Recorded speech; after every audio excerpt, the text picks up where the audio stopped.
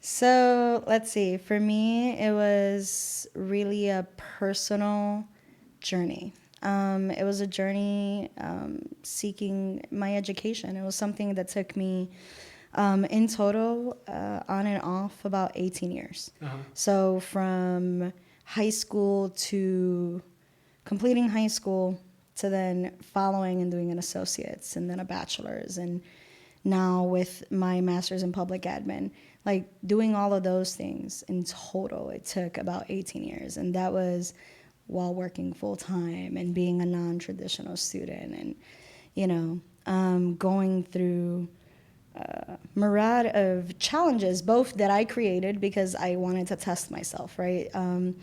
And by that, I mean, volunteering and becoming a part of this community and really enjoying and getting to know the people in Carbondale. Yeah. So getting here was about that personal journey, like I said. And it was a struggle. I mean, a lot of people don't know I dropped out of high school. Mm-hmm. And it was because of an educator. Like, it was a educator who told me that my English at the time was not up to par. English is my second language. Mm-hmm. And so I'm a junior in high school, and I'm concerned. Like, I'm not going to graduate. I've been working very hard. And I felt disillusioned, I guess, and let it get the best of me. And thankfully, I had mentors in place.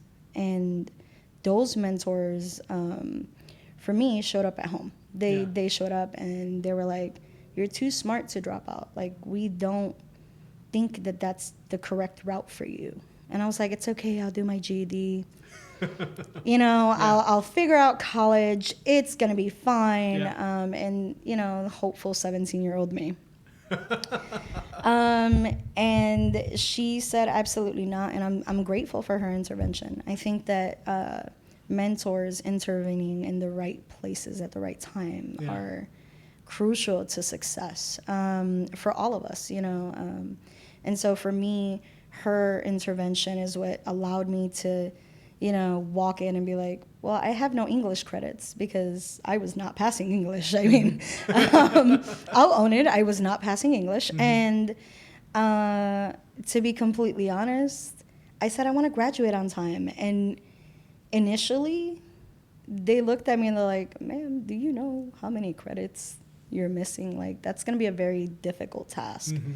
But they created a plan. They got it approved by their education person, and I don't know what other hoops they had to go through, but they got it approved. And I managed to complete all the credits necessary, and I graduated 2 months later than what I should have. And that included, my very final thing was my participation in the National Youth Science Camp. So that was the last thing I did for high school, was that. And then from there, I kind of had to figure out how to do college. Well, and is that... I'm sorry, I'm looking, just double checking. I do this from time to time. I'm like, did I press the record button? Yes, I did press the record button.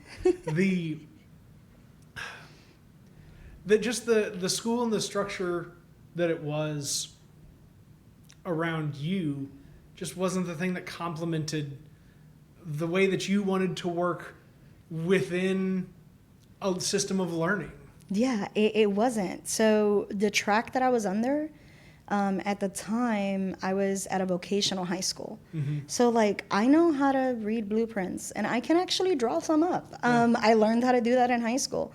I know how to use CAD. Nice. I have all these things that I know how to do because I went to that trade school. So it's cool, right? But at the same time, it was not what I wanted to do. Yeah. I didn't want to be tracked. I didn't want to just go learn how to do these things and become a member of a union. I wanted something more. And that probably has to do with my dad, because I jokingly talk a lot about my father, because he spent a lot of time staring down the mountain. Because I grew up in Puerto Rico, so we lived in a house, and it was literally right off the corner of a little cliff. And so anytime, morning, 5 a.m. coffee time, it was me and Dad right on the porch, just looking down the hill. And so, like, I remember those conversations, and a lot of his conversations had to do with intellectual work. Like, he may have been a simple man who, like, spent all of his time growing, you know what I'm saying, coffee from the earth. But that man was, oh, man, he was smart. Yeah, he was. And at the break-in of is it Leonard Skinner that did Simple Man in a Simple Cat? I'm so sorry for this introduction to episode 84 of the WTF Carbondale podcast, where we talk to interesting people about their interesting lives, and title back to this little old place we call home, Carbondale, Illinois. And my friend Yaya is my guest for this show, and I appreciate you. Just like on short notice, I was just like, we've been talking, and then I saw you at Free Comic Book Day while I had the kids out of Castle Perilous, and was just like, that was fun. I'm still not done with those comics. It was great. I picked up a couple of very some Critical Lens comics for the kids to read into. So they're at that, you're talking about just parents being willing to talk to their kids intellectually, right? Yeah. Like I'm just so into that with the twins, and like at the same time, I also communicate with them like children. Like playful kids. Yeah. I can at one point talk to them like they are a peer in a learning environment, and be like, you have to think things through, and they just huff and groan, fine, but whatever. And then there's like just the playful conversation, what have you. And I can very much appreciate that relationship with your father. Oh yeah, it's interesting because my mentors have actually noted that intellectual work has allowed me to live my life kind of in a way that most people don't. Yeah. Right. So they're like, you're very free in a lot of ways, and I'm like, yeah, because I don't think about a lot of things in the same way that people do. I don't judge things the same way that people do. Yeah. And it might be, in part my upbringing. Like, yeah, my dad was a farmer, but like he also was a capitalist. Like he owned a bar and a restaurant. Like I grew up in a town just like Carbondale, actually. Yeah. So Carbondale reminds me of home. In that sense, like there's a small, town center, and you kind of know everyone at the store anyways every time you bump into them. That was my experience growing up, and like being the daughter of someone who owned a restaurant. That mean everyone knew who I was. And so as a result, like I've lived my life in the public eye for a long time. I mean, anybody that's grown up in the restaurant business knows that as the child at the business, you're the star of that business. Oh yeah, it's always. And for me, my dad was, he actually made sure that accounting was my thing. So like my job as a child, right? Like my job was to overlook the books and make sure that he didn't miss anything, just to check his math. That was his way of teaching me math, was to show me the books. Yeah. And he taught me how to do the books. So I've known how to do like CPA accounting stuff for a long time because of it, because of that. And it's little things like that. Like a 9-year-old has no business knowing how to do this, but I can balance a book. And I was definitely doing that at 9. Yeah. At 9, I was in charge of the farm at that point. Like, it was my job to hire help for the summer and make sure that we got the yield that we needed. So, like, I've taken on roles my entire life. So, like, work has never been... I've never ran away from work. There we go. Yeah. And so I tend to get bored and I create work. And sometimes that, that looks, like events at Sicabe, right? And the events that we do at Fourth Friday Fest, which are, for me, are really just about creating community and space for Latinos here. The population in Carbondale is booming. I don't know if anyone else has noticed, but I know that I have. Yeah. And I think that we are, as a town, unprepared. I think that according to the census, if I recall correctly, I was looking at the data the other day because, yeah, that's what I do for fun. That's right. Love that institutional data. Oh, yes. It was fun. So I was searching through it, and just like I thought in, 2014 when I was writing about, like Latino migration and immigration, period. I was talking about an expected 30%, and when I first threw that number, like when I did the math, I was like, man, that number's really high. Like, that's a really big number. And so I almost didn't believe it. And I was just like, you know what, let's just hope that my margin of error here is like very tiny, and I'm just really good today. And I'm actually not that far off. The 2019 census data that I pulled up the other day says that Jackson County is about 30-something%. Yeah. And I'm just like, okay, so what are we doing? What is Jackson County doing? What is Carbondale itself doing? And so I like to see a lot of things, but that means that I got to put my hands in it because I live here. So I'm trying to, and that means participating and actively, volunteering and meeting with folk and having these conversations so that I create those spaces for everyone, because that's the beauty about Carbondale. You can create those spaces for everyone. What is what is it that you were telling me that has gone in where El Paisano was previously, right across from Turley Park? I think you actually mentioned that to me. It was it was a resource center. We were talking about a resource center, and I know that just recently we did open Casa Michoacan, I believe. And Sicabe, we were there, and I know that we're working together currently for that event for mid to late September. It's in the 20th, I believe. I have to check my calendar, but we do have an event coming up, and so we're excited. I mean, I think that it's good to see more people enter the arena and like really see that there is a need. And start pulling, like my dad used to say, roll up your sleeves. Come on, let's get in there. He was really good for that. He's like, no leader is worth his salt if he's not willing to roll up you got to roll him up. Yeah. And so I think that in that sense, he created my leadership style, because I don't balk at getting my hands dirty and trying to, work, shoulder to shoulder with people to get stuff done and just fix solutions, create, create spaces for folk, create community for folk. And there's, the being able to work at whatever level provides you the earnings to get through, because there's a difference between your efforts and your earnings. Exactly. So, coming from that background of growing up, right, doesn't mean that I had it with any privilege, like Just every take other it and divorce. go. Yeah, like every other divorce, someone ends up poor at the end, and my mom got that stick.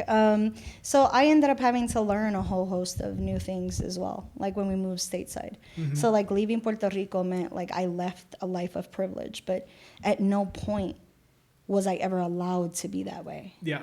Like my dad never allowed me to ever feel above anyone, because he's like, at the end of the day, we all end up in the same hole.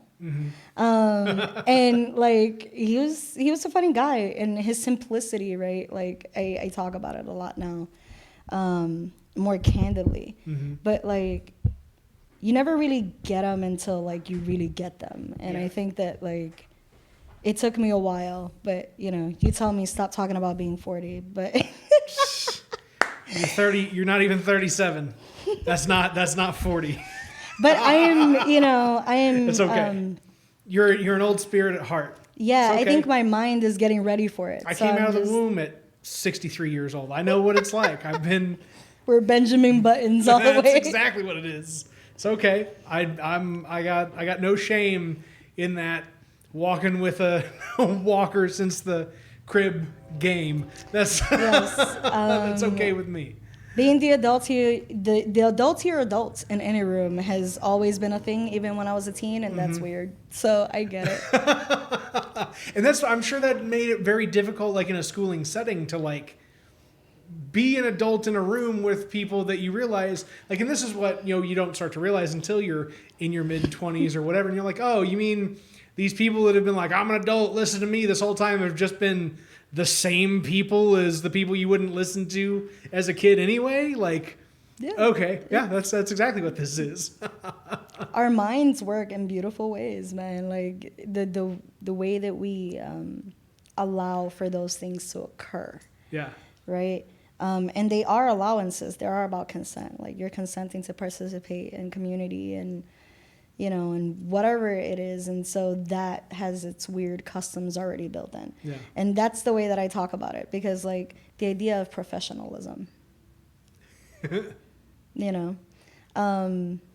think I'm pretty professional, but most people don't like shorts. Yeah. So... Those but people, that's what I'm saying. Forget those people. I have, I still every now and then I've started to transition away from wearing open-toed flip-flops everywhere I go at all points in times of the season, slowly but surely. And I did happen to wear them out in public just a few days ago. So I was like, when are we going to get you to wear some shoes? And it's like, get over it. like it's not. They were showing once. Yeah. Like, what do you either want me to be uncomfortable and worry more about, my comfort than have my mind fully focused on the task at hand that we're working on. Like, how about we just worry about the task at hand? And if I lose a toe along the way, that's on me. I should have known better. Should have known better. Probably would have lost that toe in a cloth-toed shoe anyway. So what is your coming to Carbondale story? Like, when were you first introduced to this place? And was it at the same point at which you moved here? Actually, yeah, it was a very quick decision for me. So I had to decide between SIU and NIU. I had boiled it down to those two. And honestly, I came to SIU because I needed to not be close to home. So I know me. I worry about my family. I'm very family-centric. So I didn't want to run the risk of being my own impediment again. And by that, I meant providing for other folk when I should have been doing for myself.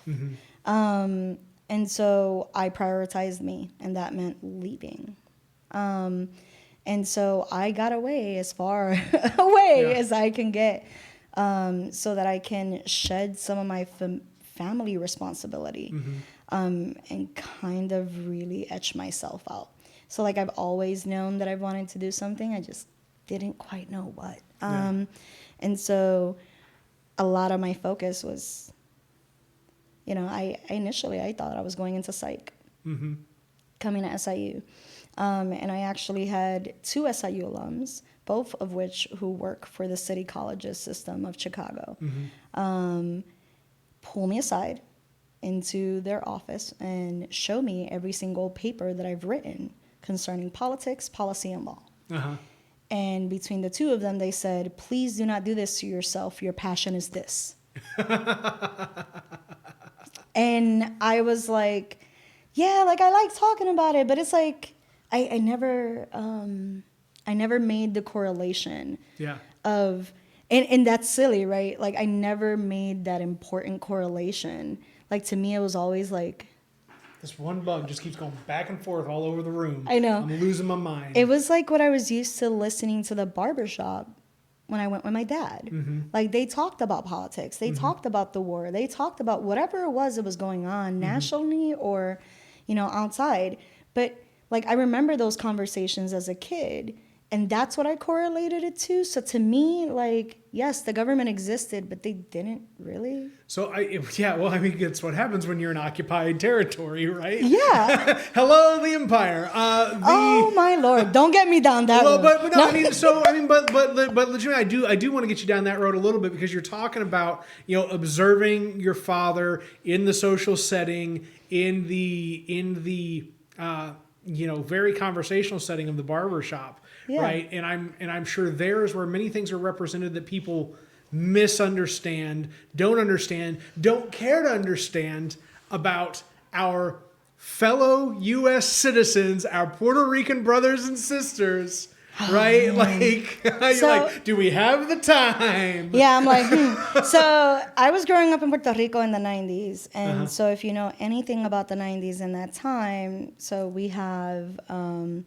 we still have the military in Vieques at the time. And as a matter of fact, at that time, because of all the practices that were occurring on around the island, there was shrapnel left because they were being poor stewards of the environment. That's what I'm going to say. Yep. And so kids were being maimed by this. You know, children were going out for a swim and coming back without legs and limbs. And so it became... And I remember the newspaper covers like it was yesterday. It was almost like it's traumatizing. And it's something that I'll never forget. I remember the newspapers and like all over the front cover, like anytime something occurred, and the marches, you know, going into to try to get the military to leave the area. Not because we didn't want them there, but because of what they were doing, of the results of. Because, like, think about it. Puerto Rico has been under the U.S.'s rule for, like, 100 years? Yeah. So it's been a very long time. Yeah. It's been a very long time. And, you know, there's entire highways that are still not finished that have cost billions of dollars. And the people of Puerto Rico have no clue where that went. And so I find it interesting that the politics in Puerto Rico haven't changed and have become very much like the U.S.'s. Yeah. So in PR, there was 3 political parties in the 90s. You never hear about the third one anymore, ever. It is definitely Democrat and Republicans now who have the stage. And it goes back and forth between Republicans stating that we want to be a state and Democrats saying that we don't. Now, in either case, every single time they've voted, it's been a fraction of the people who actually vote because it's not widely announced. Yeah. So as a result, the information that Congress gets is incorrect. And we see that just from watching what's occurring on the island. I mean, the last governor got dragged out. They walked to the Capitol with a guillotine. Like one of those very theatrical ones, you know, from back in the... because they wanted him out that badly. And it was mostly because of his political and social faux pas. Like some of the text messages or something like that. So like the politics in Puerto Rico have been very muddled for a very long time. But it's because of other factors. That is the softest way of putting it. Yep. That is definitely the softest. But, you know, I'll give you an example that I actually learned while I was here. I got the chance to meet someone from Cuba, right? And we were just talking about taxes. And so, you know, the U.S. and the embargo meant that if Cuba wanted American goods, they had to purchase them through someone else because America wasn't selling to them. That made it about 37 to 47% more expensive. All right. But they pay the price because they want the goods. Yeah. Puerto Ricans, we're citizens. We pay 37% more no matter what because of the Jones Act. Because we have to move it from one ship to another ship that's a U.S. ship to then put it in Puerto Rico. Everything goes to Florida. Transfers shipped to a U.S. ship, and then the U.S. carries in. The Puerto Rican economy provides the U.S. $9 billion. And I'm quoting an economist in Puerto Rico. This is not my math. This is, she actually ran for governor against, his name was Rosselló. And she was doing a podcast just like this. And she talked about just these economic drivers, right? And she's like, we provide $9 billion to the U.S. We take right, and entitlements and whatnot, we take about 6, which means the U.S. makes a clean 3 off of us. Yeah. Which is crazy because that's not how much of the U.S. tax structure works. I mean, Illinois is a great example of that, right? Exactly. Of like what a typical metro center driven, wealth generation machine does for an entire government body is it generates money to be then redistributed to the places that need more resources. Exactly. And so as a result, because of the way that the politics are in Puerto Rico, because of its Commonwealth state, there's a whole host of things that we can't do. Like, I can't legally own a gun in Puerto Rico because only federal laws really apply. But if you get caught with a gun, because you're not allowable to have, because it's not a state, you can't purchase it. Because they're normally observed by state departments. So only cops have guns in Puerto Rico unless they're illegally purchased in the black market. That's crazy. Yep. But that's just because of the way that the law is written. Yeah. And the way that federal law then derives into the Commonwealth. We don't have the same rights as states at all. If it was the will of the people, what would you think would happen in Puerto Rico? So I've been gone for 20 years. So I would honestly say that it'd be ridiculous for me to assume. That's fair. But that's very fair. But just from the sense of what I'm seeing in the media, right, and what I'm seeing individual folks share, and individual folk creating their own media sites to be able to report out, and then some of the great work that happened during Maria, like being able to see all the things and all the issues that were occurring as a result of really good reporting on our end as well, because we had American reporters that went down to the islands to try to get the truth of what was happening. So a mixture of all of these different sources gives me this belief that the people are just tired in Puerto Rico. Like, at this point, they don't care which way it goes. They just want it to end. Just be done. Yeah. And for some folk, like, our citizenship, right, it's a blessing, right, to have it. But for some folk, they willingly give it up so long as their country could thrive. Yeah. And, like, right now, Puerto Rico can't thrive because everything that used to be its economy is no longer there. So, like, agricultural economy is pretty much gone. You see a lot of people now in the towns that I grew up in the center. They're starting to do more solar and agricultural work. They're doing some combinations of the two. I actually have a local 501c3 that I follow from my hometown who does all the work. I grew up with that 501. Yeah. So I think that's why I always am comfortable in those spaces as well. Like, I grew up around a 501 and I was always involved with them. Is that what's kind of kept you on track in staying involved in volunteer work, is just that you've had early exposure to nonprofit structured organizations, and that's just kept you drawn into it? Yeah, I think that, so there's this piece that I never talk about, and it's like this community buy-in, right? Like, you have to buy into your community in order to be a thriving part of it. Yeah. And so my dad... my dad, he walked me to this house, and it was like this very dated at the time, still is, very dated house. It's painted the hottest pink at the time that I could think of that could come in that color, and white. Yeah. And it was like this colonial style, like, mansion looking thing. And it was a 501c3, and they literally worked to do a co-op. They have their own coffee brand, and that's how they fundraise, is the co-op. Yep. And it was just really interesting because I think that he started it with, like, just wanting me to love coffee, which is why I love coffee the way that I do. Because you've caught me on my coffee rants. So you know exactly how much I love coffee. And so he did it for me to appreciate that, right? Yeah. And got me involved with that 501. And as a result, I bought into their right? And Adjuntas, Puerto Rico is always going to be home to me.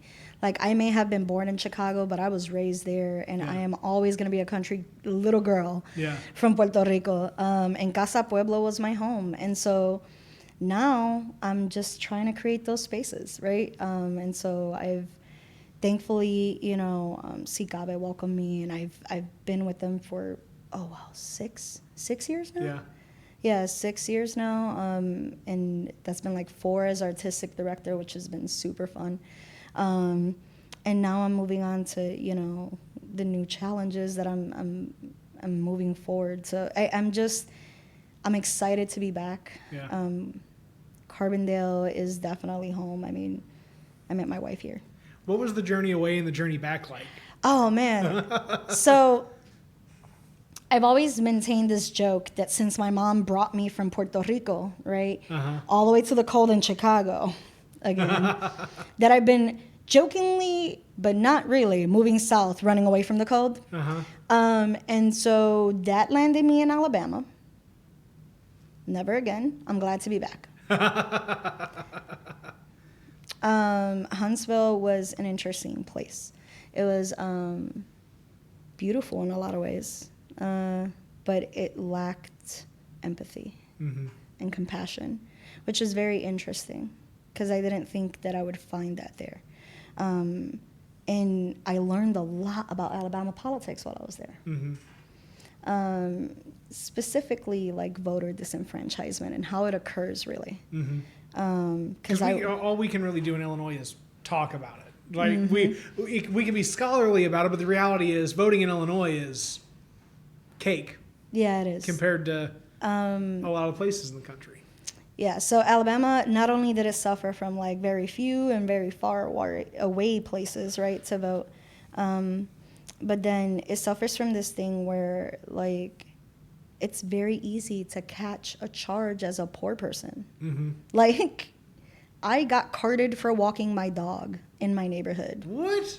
Yeah.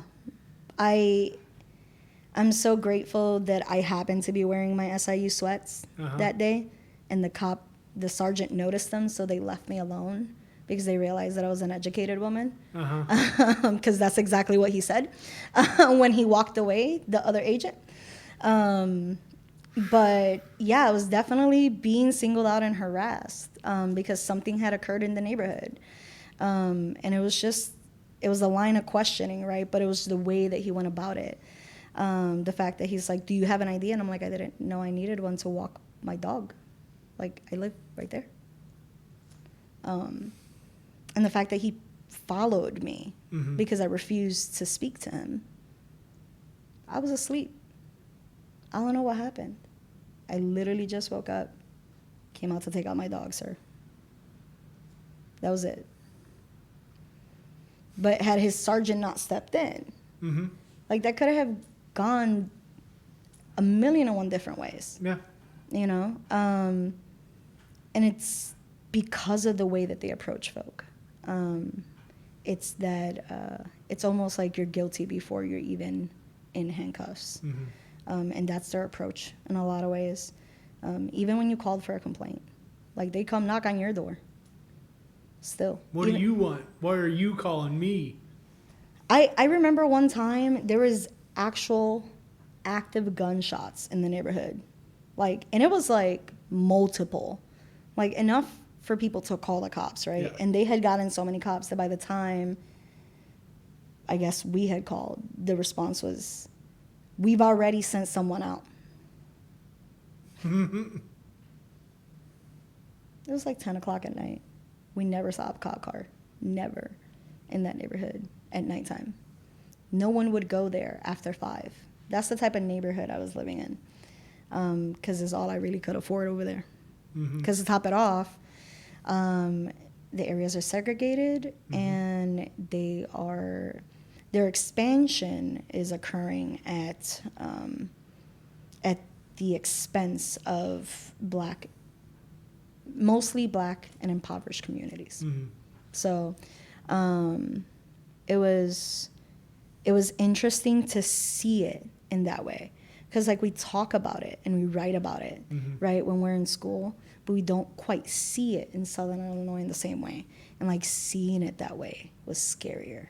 Like I thought I had seen some stuff here. Nothing. Like I was surprised at the amount of aggression for no reason. Like stopped at a bus stop, me and my wife, and just random guy coming out of a store. My wife are about as close as me and this mic having a conversation, waiting for the bus. And this man's look of hatred towards us is so, like we could feel it, that we turned and noticed him staring at us. Because we weren't paying attention to him. We were minding our business. Until we felt like uncomfortable and looked up. But the fact that people like that exist, you know, and that they're so emboldened there, that's what really surprised me, was the boldness. I think that racism in other areas, specifically in the North, is far more subdued. And we talk about racism without quite knowing what racism really looks like in that way, right? And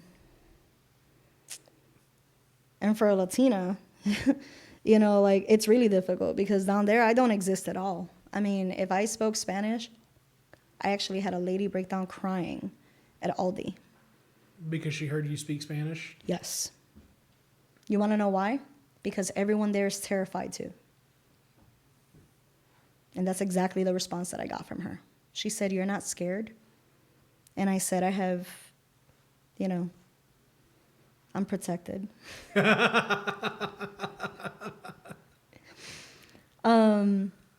I'm protected.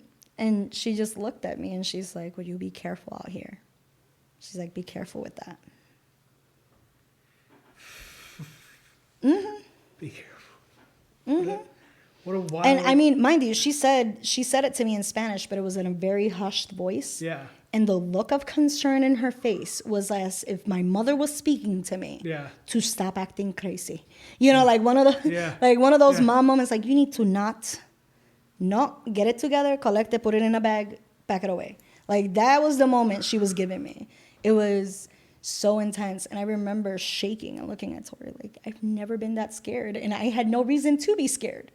But the fact that she felt that scared and felt the need to explain that to me in that way. Do you feel like that, just the overall experience in Alabama, helped to reinforce your center on the why for engaging in the policy work? Yeah. I think that, so when I left here, my father had just passed away. So I was in a really ugly hate space. Yeah. But I needed to heal, and so I needed to step away from everything that I knew, because as much as you know folk, when people don't know your business, it makes it difficult for people to reach out, right? And partly that's my fault. I'm very private. Yeah. But I also didn't want that, right? I mourn very privately, I guess. And so I needed some time to reassess myself. And so I did that. Like my spouse had a career opportunity and we followed that. Yeah. And so allowing her to lead let me take a seat back and just really just gather myself, because I needed to. After I lost my dad, for a moment there, I lost, the compass. Like he kept me centered in a lot of ways. Yeah. Like he reminded me, and most of our conversations at the end had to do with the Cubs, honestly. Huh? Like when we did get to talk after Maria, like when there wasn't much of a phone at the time, like most of the conversation, how were the Cubs doing? So it's something that we shared. We always shared. So for me, it was my centering moment. So baseball for me is centering, which is interesting because I actually spent a lot of time going to the baseball games here. Really? Yeah, I watched the Salukis a lot. And it was kind of a date thing for me and my wife too. Yeah. So it was interesting because like there's these weird threads in my life that have somehow like come back around, and they've all happened in Carbondale. So for example, the baseball thing. Yeah. Right? Me going to games again and enjoying them and having someone to speak to about games, and it being like the home team, right? So those conversations, and I'll share those with my wife, but I share them about Carbondale. And it's not the Cubs in Puerto Rico, you know, because we had satellite because of the restaurant. So we got to watch them. But before that, like, that's the only sport that I really watched. And I played volleyball. I didn't, you know, that was it. If you were not doing some sort of like Olympic sport in Puerto Rico or doing academics in the 90s, what were you doing? Yeah. And that's, you know, that was kind of like the tracks that I was down. So my life has always been about education and sports and community. And so it was interesting that in Carbondale, right, like starting with that conversation about like me being a high school dropout, right? Like a lot of people don't know that. Because it's not something that I'm proud of, right? It was the moment that I gave up on myself. But from that moment, But you only gave up on yourself for a moment. Yep. And that's the key to it. Sorry. Yep. I had to, that just, No. I had to get it out. And that's exactly where I was gonna get at. It's like, yeah, for that one moment I gave up on myself. And yeah, I've learned to like pause, to heal, right? But like aside from that, like I think that Carbondale has allowed me to like come full circle, because now, you know, I'm positioned in a place where I'm actually in a lot of ways the person that helped me when I was 17. So like I had, you know, going back to the mentorship piece, like I've had, funny enough, Puerto Rican male mentors my entire life. So Antonia Pantoja High School is actually where I finished. And I did that whole year and a half, like 4 years and a year and a half almost of English. So I did that there, and the principal was Puerto Rican, and my counselors were Puerto Rican. And like, it doesn't seem like much, but that sense of like someone knowing enough about you to be able to push you, right, in a positive way. And to like, I wouldn't be here without, you know, these people who intervened. And it's really interesting because now I want to be that person.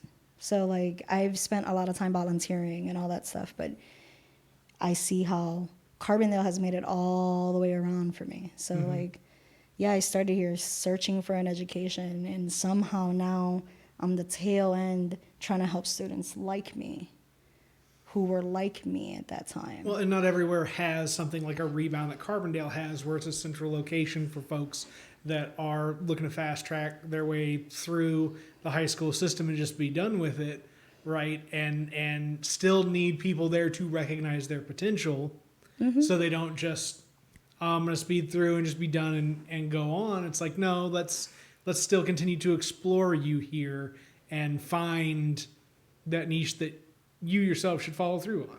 Yeah, I think that one of my very first acts of like radical, like political, you know, things was when I was at Antonia Pantoja, we were at war. This is, let me see, 2003, 2002, 2003. So we're in Afghanistan, Iraq, the beginning of those. And I was at the time dating someone who was in the military. We had a year or two difference, right? And they were away. And so for me, it was the first time that I ever felt the need to say something about something political. Yeah. And it's just been since then. Like, it's, I've become better, you know, at my analysis, I guess, because now I have some training. Whereas before I was just speaking from my experience and my space, right? Yeah. So like I actually I remember one time, even in Carbondale, I had a grad student once question me because I appear in some films. And these films are following a family member of mine who participated in a pageant. Mm-hmm. And at the time, I didn't know better. And so I was a completely different person. And so this person had seen those videos, and I was like, you're judging 19-year-old Yaya who was literally working 3 jobs and partying Thursday through Sunday because I had the money to? Yeah. Right? Like, you're taking someone who wasn't in the same headspace and comparing them to me. It's apples and oranges now. Like, you can't, it's not a comparison to who I used to be. And like, seeing who I've become now, and I'm so much happier with, like, I don't want to say completed product because I'm not done. Like, my education is never going to be done. I'm going to constantly educate myself in something. Yeah. But right now, it's woodworking. I'm doing a lot of building things. Really? Yes. It's woodworking right now. That's good. Yeah. My dad knows how to do that stuff, and so I wanted to pick up how to do it as well. I want to try and connect you with somebody. I got an idea. How does where does the intersection of the training, the experience, occur to enrich the output and the the pursuit of a mission or goal or an effort, what have you? I'm not sure where the magic happened, but somewhere in Carbondale it did for me. I can't quite pinpoint it where, but there's been like several moments in Carbondale that, like, for example, all right, so growing up in Puerto Rico, like, for me, since I grew up like far away from the metro area, right, so I'm really in the sticks, deep in a mountain, and so like I didn't have exposure to American pop culture, right, in the same way. And so, like, people make references sometimes, and I'm just don't get them at all. But moving to Carbondale, I've picked up a few or partaken in a few that I never, knew about, like Rocky Horror, right? I had a blast. Never in my life. I thought it was hilarious. That's phenomenal. But to be completely honest, I didn't grow up with that. I didn't know. Yeah. Yeah. So when people spoke to me about it, I was just like, what are you talking about? Yeah, like, this is a strange thing to me. I don't know what you're talking about. And it's just lack of exposure. Yeah.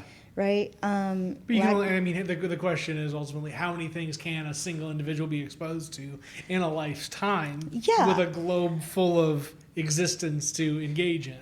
True. But I guess for me, because I've always wanted to seek knowledge, like, it's going to be a constant thing. Like, I don't think I'll stop trying to teach myself things. I think I'll become that weird eclectic old lady in Carbondale that just does a whole bunch of stuff and everyone knows for that. No, nice. That's the goal. No. Nice. It's okay. So that you are essentially the base layer of what makes this place good. That's it. We need to keep replacing our eccentrics in this town. Without our eccentrics, what would we be? Seriously, we add the flavor and color to this town in a whole host of ways, honestly. I think that this place is so fun, mostly because of the people that are here. Yeah. It's because of the people that are here and the people that are here creating. Creating content, creating spaces, creating, period. Why are you selling me on my own ideas here right now, Yaya? Like, I'm... My guy, I'm telling you, right? We're on the same page. No, I tell my wife all the time, like, I don't like quoting Churchill, but But I'm gonna. No. I'm gonna. If not for the art, why do we do anything? I don't. That's really how I feel. Yeah. Like, everything that I do is about the beauty of our world. Yeah. Like, that's where I leave it. That's what I'm looking for, is beauty, either in kindness and empathy and company and community and dignity in life and people. Like, where do people mistake the components of communication that may consider folks like you and I a little bit more rough around the edges, a little bit more louder, a little bit more crass, right? It's our delivery of these things. So I think, so the delivery method has a reason. And I've thought about this for a while, because I was like, why do I just sometimes fly off the handle? And don't get me wrong. This move right here. I know this move right here. Yes. Because you're thinking about something very specific right now. Yeah. I got you. Sorry. So, I can get or let myself sometimes get very impassioned. And so, I think that it comes with the knowledge that, like, this isn't about me. You know what I'm saying? Yeah. Like, at the end of the day, even if it affects me now, it's not about me. Yeah. It's about, everybody else after me. And I think that a lot of people didn't understand that was where I was coming from. So they didn't understand why I wouldn't put down the fights, right? Like, yeah. I know that there were certain fights I know I lost, but I would still not put them down, because someone has to beat that drum. Yeah. Someone has to be the compass. And if no one's willing to just be like, this is wrong, and this is why. Yeah. If no one's ever willing to call truth to power, then nothing ever changes. And people also really struggle to just navigate discomfort. Yes. Right? Like, it's not that hard to just get through the discomfort to the solution on the other end, but you won't let yourself get through the discomfort to get to the betterment. And don't get me wrong, like, I've been on the other end of that. I've been uncomfortable. Yeah. And been called out. Like, I know that, For me, it's language. Yeah. Because there's certain things that we would say in Spanish that, to me, do not run that way. But when you translate it, OMG. And so, I've had to really, so my relationship with language has been, massive. Just, so not really knowing English or Spanish, moved to Puerto Rico. Yeah. Learn Spanish, moved to the U.S. I think I was 13 too. So I was really bad at both languages at this point. I mean, that's a struggle, right? Because all too often, right? People who only speak one language, and that language being English in this country, look at people who are multilingual and are like, because you don't speak English exactly like they think you should speak English, right? Even though the comprehension in a native tongue is so strong, right? Yeah. But that's not what you got to have. No, I mean, I can tell you there are several papers, especially from my earlier coursework here at SIU, that I definitely wrote all in Spanish and had to translate. Yeah. Yeah. So my first year here, which I actually did exceptionally well because I was concentrating really well. But that first semester here, I definitely spent a lot of time just translating because I could express myself better in Spanish. Even if it is just using, common language and not academic language. I could still express myself better in that language. And so as a result, sometimes when I translate, it just doesn't sound right. So I had to teach myself junior year to write only in English. It was so difficult for me. What a wildly difficult thing. Seriously, holy cow, fella. Sentence structure and knowing how to cite correctly, all those things were a wash with me because it was not something that I was used to. And not that I was underprepared, but more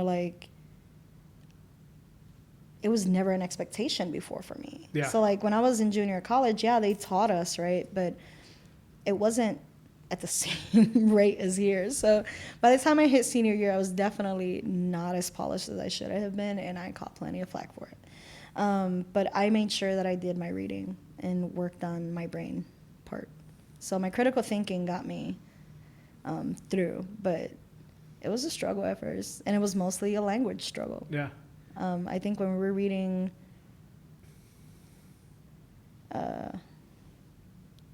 the Communist Manifest, I read it in Spanish. I didn't read it in English.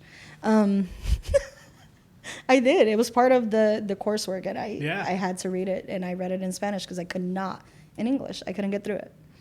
I can only imagine the difference in that, right? Because nobody ever like looks at things and says, "Oh, the difference between, you know, this communist bloc versus that communist bloc, this democratic organization versus that democratic organization, this authoritarian regime versus that authoritarian regime," whatever it may be, right? That you can't just like broad label something and say, "Oh, well, because it is this particular type of political structure, it is that form of, you know, oversight or governance or whatever." Yeah, no, I mean, the ideologies are the same, but definitely the way it is explained breaks down different. Yeah. So, like, I understand it in a different way in a lot of ways.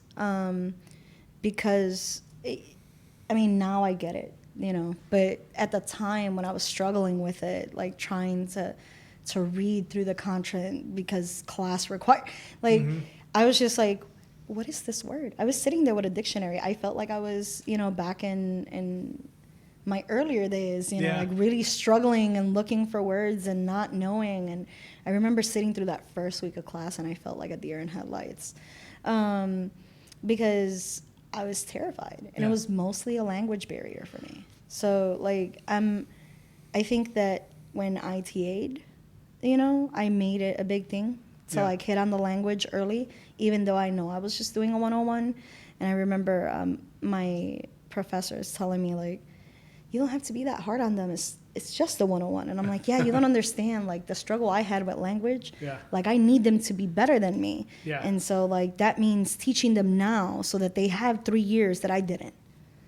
And they just look at me like, why is that important to you? I'm like, because that's how knowledge works. This is my story, and I pass this down. Yeah, exactly. Because knowledge is not something that is to keep. You share. And that's it. That knowledge is not something to keep. You share. What a beautiful, simple way. Yep. And so like I just, that's everything that I do. Any moment that I get, anything that I have that I can offer. If someone's willing to like or wants to learn or and I have the time, I'm all for it because it's about sharing knowledge for me. That's what's important. Like the rest of it, the people knowing who I am or none of that is attractive. It's actually what ends up happening afterwards is attractive to me.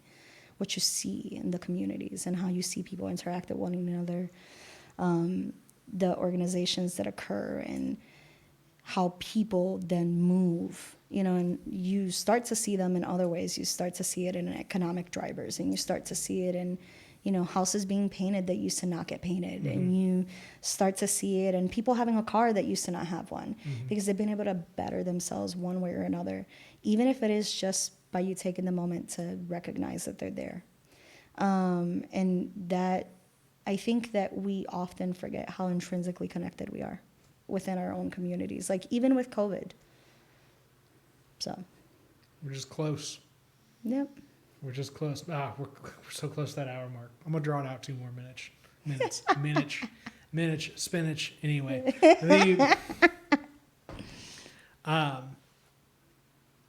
You also look at knowledge through a way that is not just strictly